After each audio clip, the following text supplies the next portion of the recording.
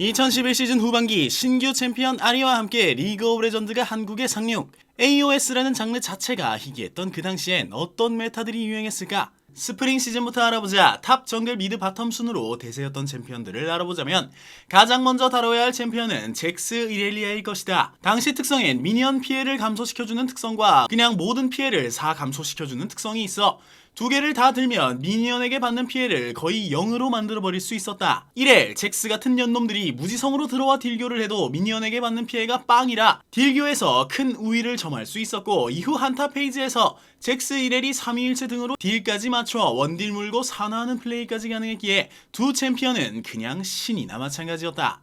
하지만 스프링 시즌의 최고 강자는 따로 있었는데 그건 바로 올라프이다.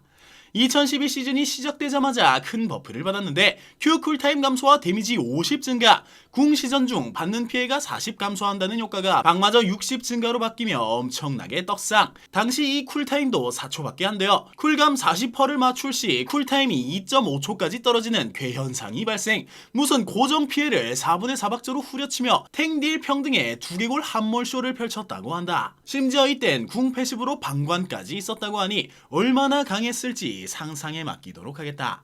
외에도 다른 챔피언들을 살펴보면 W의 침묵이 3초나 되던 초가스, 무지성 탱킹의 문도, 말파이트 마오카이나 이후 다룰 미드 챔피언들과 연계되었던 케넨, 럼블, 블라디, 스웨인 등의 AP 챔피언들도 자주 등장하였다. 하지만 이런 거 다 때려치우고 이 시즌 탑은 그 녀석을 빼고 말할 수 없는데, 이 녀석에 대한 내용은 나중에 영상 마지막 부분에서 당시 시즌 최고 OP 탑3에서 말하도록 하겠다. 스프링 시즌의 정글의 경우, 아니 2012 시즌의 정글의 경우 정글몹이 돈과 경험치를 레알 쥐존만하게 주는데 시작 정글템도 없어 그런 정글몹과 사활을 건 일기토를 떠야 하며, 심지어는 중후반기 더티 파밍의 시대가 도래해 지금의 돌거북에 해당하는 작골은 적탑이 다 처먹고 칼날부리에 해당하는 유령은 우리 팀 미드가 다 처먹는 레알 백정 중의 개백정, 정말 노비 수준의 삶을 살았다고 보면 된다. 때문에 돈이 없고 템이 없어도 일 잘하는 가성비 좆되는 돌쇠 챔피언들을 보냈었는데, 대표적인 챔피언은 암음으로 그냥 탱템 좀 주워 입고 한타판에서 오줌 싸갈겨주면 1인분이 가능했기에 자주 채용되었다. 또한 당시 궁극기의 쿨타임이 짧고 패시브로 평타를 치면 궁 쿨타임도 줄일 수 있으며 도망가거나 시야에서 사라져도 무조건 납치해오던 사기적인 궁 판정을 가진 스카너가 좋은 평가를 받아 거의 OP 취급까지 받으며 사랑받았다. 이외에도 그냥 맞는 거 잘하고 CC 잘 거는 애들, 노틸러스, 마오카이 같은 애들이 주류를 이뤘다. 하지만 그렇다고 무조건 탱만 등장했던 건 아닌데, 대표적인 딜 브루저는 녹턴과 리신으로, 녹턴의 경우 더 넓었던 공포 범위와 궁 범위 및 짧았던 궁 쿨타임으로 히히 발사용으로 기용되었고, 리신의 경우는 지금과 달리 난해한 스킬셋으로 인해 와 리신 존나 셉니다 같은 이미지가 아니라 리신 잘하면 좋긴 해 정도의 이미지로 잊을만하면 등장하여 활약하였고, 이후 당시 1황이었던 스카너가 너프를 먹은 후부터 점차 떠오르게 된다. 다음은 스프링 시즌의 미드라인이다. 방금 설명했듯 정글이 그냥 개백정이었기에 AP 정글러를 꺼내는 게 불가능하니 팀 전체의 AP AD 밸런스를 위해 미드는 진짜 무조건 메이지만 등장하는 메타였다. 스프링 시즌에서의 대표적인 픽은 라이즈, 아리, 카시오페아가 있는데, 아리의 경우 이때 당시 기준 나름 신챔피언이기도 했고 매혹의 마딜 15% 증폭 효과와 죽은 불꽃 소나기라는 마딜 증폭 20%를 가진 아이템 또한 있었기에 누킹딜이 정말 어마무시했으며 심지어 꼴리기까지 하니 인기가 없을 수가 없는 챔피언이었다. 다른 미드 챔피언의 경우 라이즈, 카시오페아, 그리고 모르가나, 모데카이저도 꽤나 자주 픽되는 모습을 보였는데, 그 이유 중 하나로 꼽을 수 있는 게 현재는 삭제된 고대인의 의지라는 아이템 덕분일 것이다. 당시 고대인의 의지는 주문흡혈을 제공하는 아이템이었는데, 이 주문흡혈은 그냥 아이템에서 제공하는 게 아닌 오라 형태였다. 때문에 이거 하나 사면 한타 때 모든 아군이 주문흡혈 능력치를 얻을 수 있었는데, 이것이 바로 탑에서 AP 딜러들이 자주 픽되던 이유로 오라 형태의 주문흡혈 덕분에 미드만 고대인의 의지를 가도 탑 챔피언까지 주문흡혈을 얻을 수 있었고, 블라디, 스웨인 등 탑도 고대인을 갈 법한 챔피언이라면 당시 오라 효과가 중첩이 가능했던 대혼돈의 2012 시즌에선 어마무시한 효율이 나왔기 때문에 하나의 메타로서 자리를 잡기도 했다. 하지만 미드 또한 그 녀석들을 뺄 수 없는데, 이것도 나중에 탑3에서 알아보자. 궁금하면 끝까지 봐야겠지?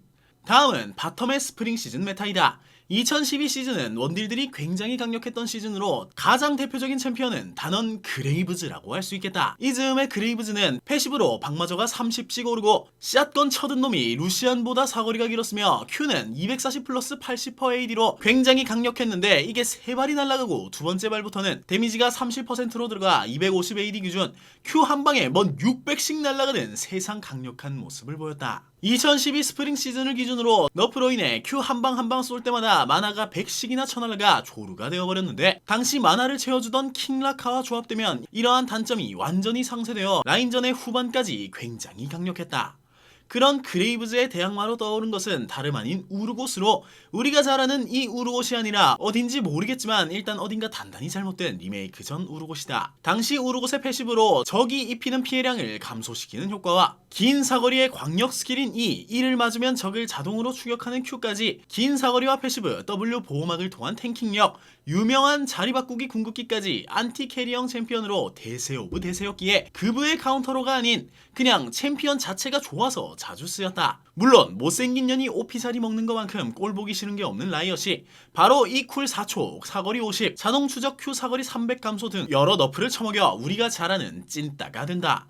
외에도 강력한 성능을 보였던 트포를 필두로 즉시 폭발하는 Q와 짧은 쿨타임의 WR로 라인전에 캐리력도 뛰어났던 코르키와 단무지 날리던 정수의 흐름 W에 적 공소 감소 효과가 달려있던 이즈리얼 또한 대세 픽으로서 활약했다. 마지막 서포터의 경우는 이때 서포터는 진짜 노비 그 자체였는데 서포템이랄 것도 없고 하오골, 현돌, 케이지의 행운 등 10초마다 꼴랑 5골드 들어오는 돈템으로 꾸역꾸역 돈 모아 구매 제한, 설치 제한 없는 와드만 주구장창 쳐사야 했기에 서폿이 딜템을 간다? 는 정말 트롤 취급까지 받던 시기였다. 때문에 그냥 힐싸게, 유틸싸게인 소라카, 소나, 잔나, CC를 보유하고 스킬들로 박마저를 챙길 수 있는 레오나나 타릭, 알딸깍으로 탱킹이 되는 알리스타 등 가성비 좆되는 챔피언들만 주구장창 나왔었다. 스프링 시즌을 다루며 2012 시즌의 전체적인 흐름은 좀 잡은 것 같으니 썸머 시즌부턴 좀 빠르게 알아보자. 탑은 이 스킬 쿨타임이 1초 늘어나는 너프를 처먹은 올라프 햄이 한풀 꺾이고 여전히 한타까리하는 잭스와 이렐리아가 좋은 모습을 보였다. 하지만 새로운 바람도 불어왔는데 성능은 좋지만 굴렁쇠 2번 굴리면 마나 다 떨어지던 조루 말파이트가 아테나의 부정한 성배와 조아의 성배의 버프와 동시에 떡상, 공속 감소 효과가 치명적인 잭스와 이렐을 상대로 좋은 모습을 보였다. 또한 이 즈음 신챔으로 출시된 다리우스도 가끔 픽이 되었지만 당시 다리우스는 라인전이 존나게 세고 한타는 그닥 좋지 못했기에 대회에선 크게 활약하지 못했다. 미드의 경우 앞에서 말한 성배의 덕을 톡톡히 보는데 당시 성배엔 마법 저항력도 달려있었기에 연운이 잘 어울리지 않는 AP 누킹 챔피언들은 웬만하면 구매를 했다.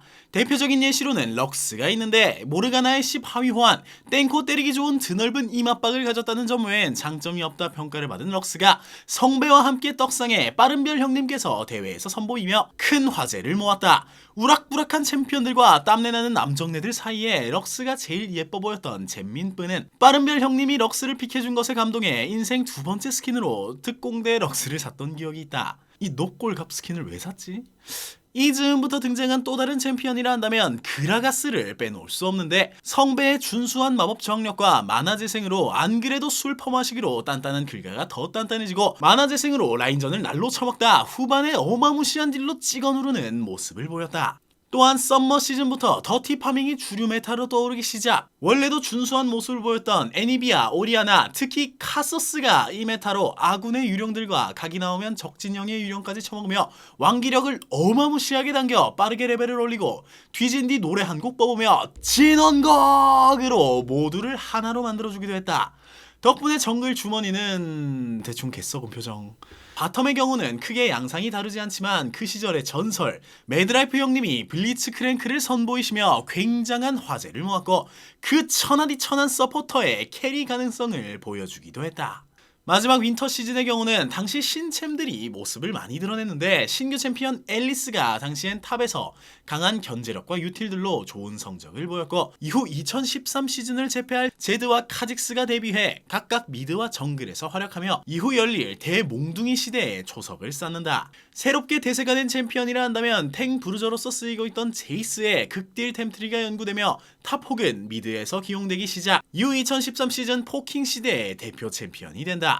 또 다른 대세 챔피언이라 한다면 바로 신지드로 바퀴벌레 마냥 살아남은 잭스 이렐리아를 상대로 좋은 모습을 보였고, 궁극기에 강인함까지 있어 지금보다 생존력이 높았기에 좋은 모습을 보였다. 또한 시즌 중반에 리워크를 받은 이블린이 떡상을 맞이해 썸머 시즌에서도 자주 모습을 보이다 윈터 시즌엔 대세 챔피언이 되어 큰 관심을 받았고, 시즌2 중반에 출시된 랭가가 자잘한 버그 수정 및 W 와 소리 지르는 게 캐스팅 시간이 존재해 움직이지 못하던 점이 수정되며 콤보가 굉장히 매끄러워져 썸머 시즌부터 꾸준히 등장하다 완전히 대세 픽으로 떠오르게 되었다. 외에도 너프로 미드에서 쫓겨난 자이라가 도구가 되어 바텀에서 등장하기도 했다.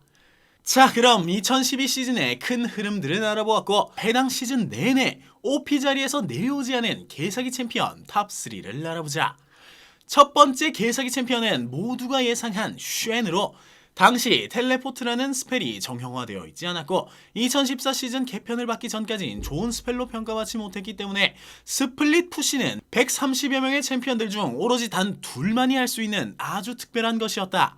때문에 후반부 한타 페이지의 쉔은 정말 거슬리는 존재가 되었는데, 라인전 또한 촤 하며 날리는 Q 짤짤이가 굉장히 거슬리고 빠 하며 긁는 패시브는 쉔의 최대 체력 비례 데미지가 있었기에 초반은 물론 후반의 데미지도 굉장히 살벌했으며, Q를 맞춘 적을 때리며 최대 체력 비례 회복도 있어 라인 유지력과 후반 탱킹력에 도움을 주었다. 또한 W는 최대 체력 비례 보호막에 이 도발 또한 극대 사이즈의 승모 덕분에 도발 범위가 굉장히 넓었다. 때문에 탱킹력은 물론 데미지도 준수하게 나오는 놈이 광역 하드 CC와 궁극기의 비교 불가 최고 전업 유틸리티까지, 이러한 압도적인 성능으로 인해 2012 LCK 모든 시즌 기준 636번의 밴과 63번의 픽, 40번의 승리로 승률 63%를 거머쥐며 최고의 시즌을 누리게 된다.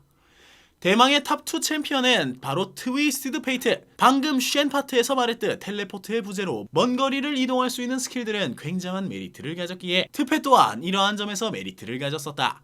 하지만 트페가 사기였던 점은 이뿐만이 아니었는데, 블루카드의 경우 회복하는 마나가 입힌 피해의 65%로 중반부턴 마나 회복량이 지금과는 비교가 불가능할 정도로 높았고, 이에 패시브로 쿨감 15%가 꽁으로 붙어 있었으며 카드를 뽑을 수 있는 시간이 10초로 짱구 아바이 마냥 뭐 뽑을지 간제비를 볼 수 있었고, 뽑은 후 들고 있을 수 있는 시간도 10초로 골카 들고 10초간 싸돌아다니며 기절각을 볼 수 있었다는 점은 정말 공포 그 자체이다. 근데 또 패시브마저 모든 아군에게 미니언 처치 골드에 이 골드를 추가로 주는 글로벌 패시브를 가지고 있었는데, CS를 만들어 먹는 수준의 대회에서의 그 위력은 때문에 트위스티드 페이트는 462번의 밴과 34번의 픽에 21번의 승리를 거두며 승률 62%로 시즌을 마무리하였다. 마지막 1위를 보기 전에 현재는 볼 수 없는 신박했던 메타를 소개하자면 바로 미드 AP 마스터이가 있겠다.